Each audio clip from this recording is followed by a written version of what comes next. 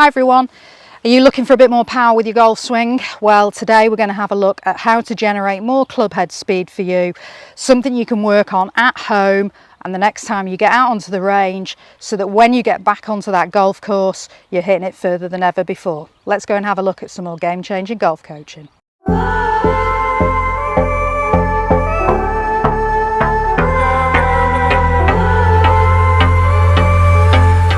Hi everyone, thanks once again for tuning into Smash Factor TV. My name's Natalie Adams.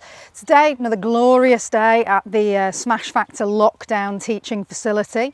And what we're going to do today is have a look at increasing club head speed for you guys so that you're hitting the ball further and with control when you next get out onto that golf course.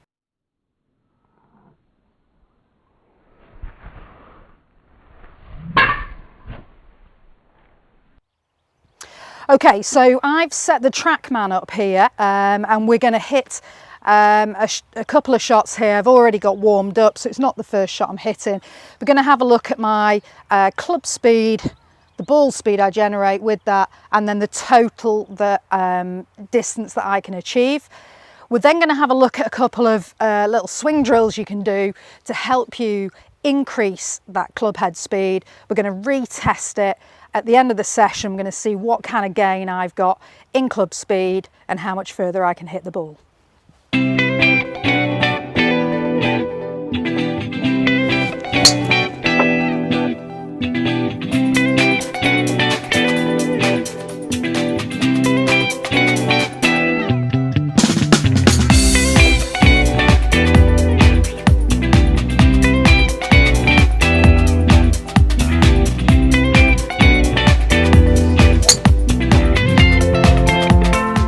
Okay, so there are my swings before we've done this little bit of work. Let's have a look at what we're going to do now to get our swing speed increased. Okay, tip number one, what we want to work on is making sure we get the speed in the correct place. Now, I've just got a garden cane here. I think if you are in lockdown at the moment, this is really good drill for you to be able to work on, because a lot of you are going to be hitting into nets and screens. So you can focus more on what you're doing rather than where the ball is going. So what I want you to do with this garden cane is we're going to hold it in your right hand and your left hand, and we're going to just swing it back just one-handed at a time. So we'll start with the right, and I want you to listen to for the whoosh noise that this club is about to make. Okay, so the reason we're using a lighter cane is so you can really hear that whoosh as it goes through. So first tip is we want to make that whoosh as loud as we can, but also we want to get it in the correct place. Now, it's really important that you get the speed in the club head as you're going through the ball here. So that's where we want to hear that whoosh noise, in this kind of area here. We don't want to hear it up here, because if you're releasing your wrist angle early and releasing the club head early, you're going to end up with the speed before you've got to the ball. So we want to work on having the speed about here. So just one hand on the club, we're just going to make our backswing, and then we're going to work on making sure we hear that swish noise there. I would say we'll do this 10 times, just trying to get as fast as we can with each one.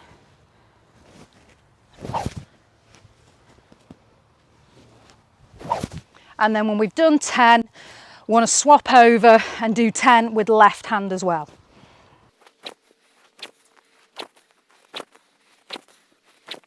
Okay, that's my 10 done. I'll swap over, do 10 with the left hand now.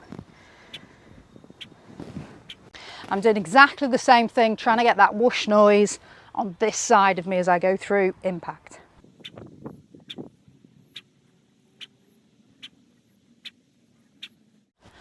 Okay, so I'm going as fast as I can with that whoosh noise to make it as loud as I possibly can.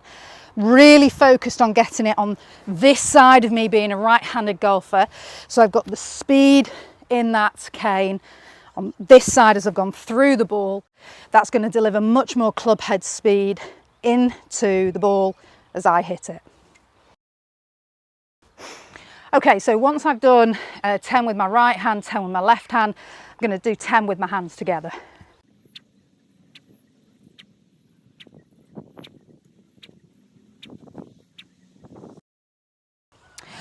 And once you've done 10 right-handed, 10 left-handed, and then 10 both together, turn the other way around and do 10 right-handed, 10 left-handed, and 10 both to hands together again.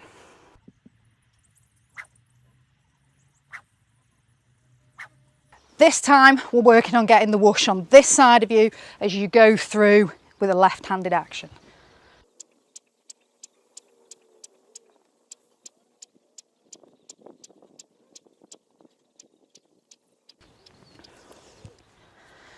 Okay, once you've finished doing your 10 with right hand, left hand, both together in a right-handed swing, and then right hand, left hand, hands both together for a left-handed swing. You can repeat again if you want to on right-handed, but that will really help you improve speed. Listen to that whoosh, get it as you go through the ball, not earlier, and work on getting it as loud as you can.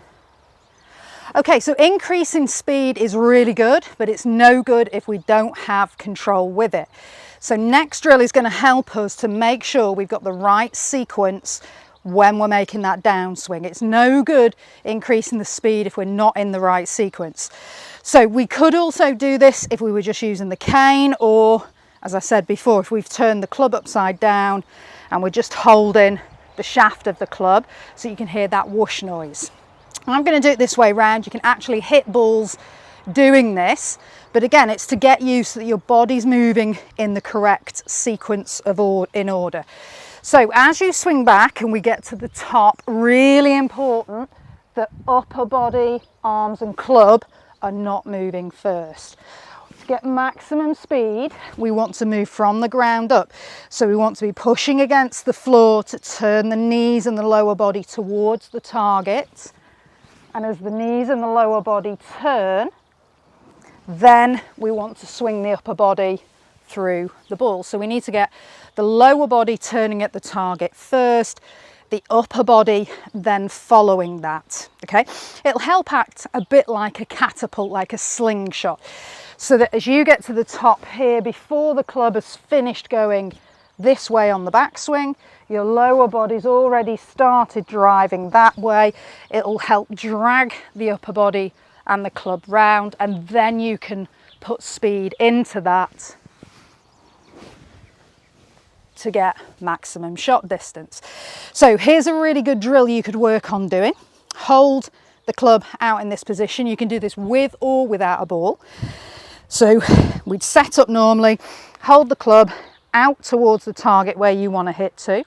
We're going to make your backswing, and as you make your backswing, before you get to the top, you're just going to lift your left foot up and then stamp it back down before the club starts going back this way. You could do this as well, so you can start in this kind of position with it here and then swing up and through, or you can start with your feet together. Start from here. We're going to make a really big backswing,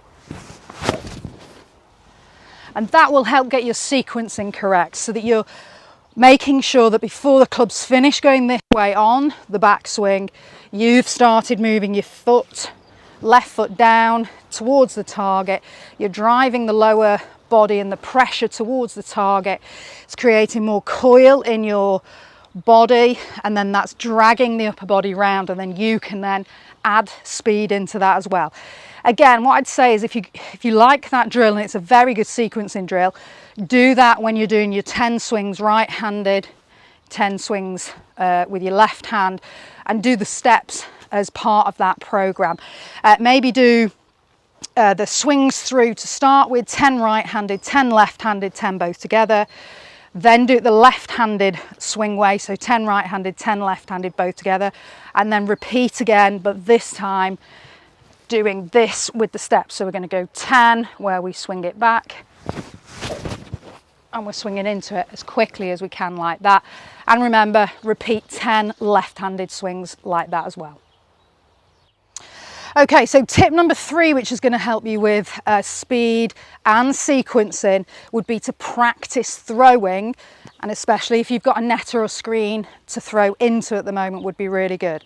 Just do it with golf balls to start with, but as you're getting more used to it, you can start to increase the weight of whatever it is you're throwing. So you can move up to a lightweight medicine ball to make the action just using both hands to do that. But what's really important when we're doing this, we just do this right-handed to start with, okay? And I would do this both as a right-handed swing and then as a left-handed swing again. Maybe work on doing 10 of these on both the right and the left-handed swing ways. So if we start in this position here, what we want to do is get to the top. So we're going to make a back swing here, and then you're not going to throw the ball from here, okay? So again, that's very upper body, arms dominant. What we want to do is to stamp forwards into it. So stamp into it, feel the lower body and the hips wanting to turn towards the target, and then throw the ball through. And throw that ball as hard as you can, but with that correct sequence. We'll just go through that once more. So we're going to go to the top, stamp, and then throw that ball out. And again, that'll help you to learn the order that your body should move in with that movement. But I think there are 3 really good drills that you can work on at home at the moment. Do them both right-handed, swinging right-handed, and then do them left-handed, swinging left-handed, or throwing left-handed. It's really important to train both sides of your body. It doesn't matter which hand you're more dominant with. Okay, so the proof is going to be in this test now. Let's hit 3 more shots out there. I think 80 miles an hour was the highest swing speed I gained before. Let's see what I can get now.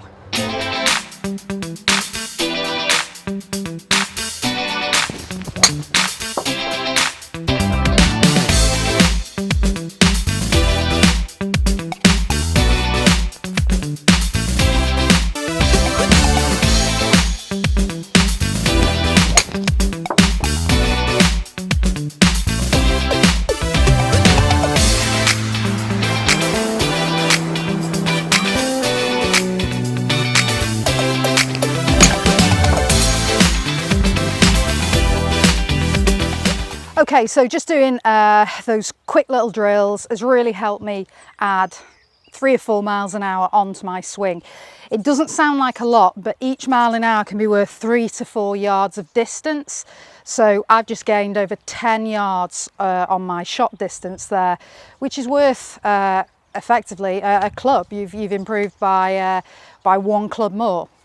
Have a go at that, especially while you are on lockdown at the moment, guys. You've got plenty of time to be able to do this, so that in a couple more weeks, when we're getting more back to usual and you can get out on the course again, you've got that increase in swing speed. I'd say try and do this every day if you can, or every other day would be really good. And there are ways you can modify this once you've started getting used to it. But it's a great way, if you're not doing anything to increase your swing speed at the moment, to get you started. Have a go at that, let me know what you think, and I'd be really interested to hear from you when you do get back out on the course to find out exactly how much you've improved your shot distance by. It's another game-changing golf tip.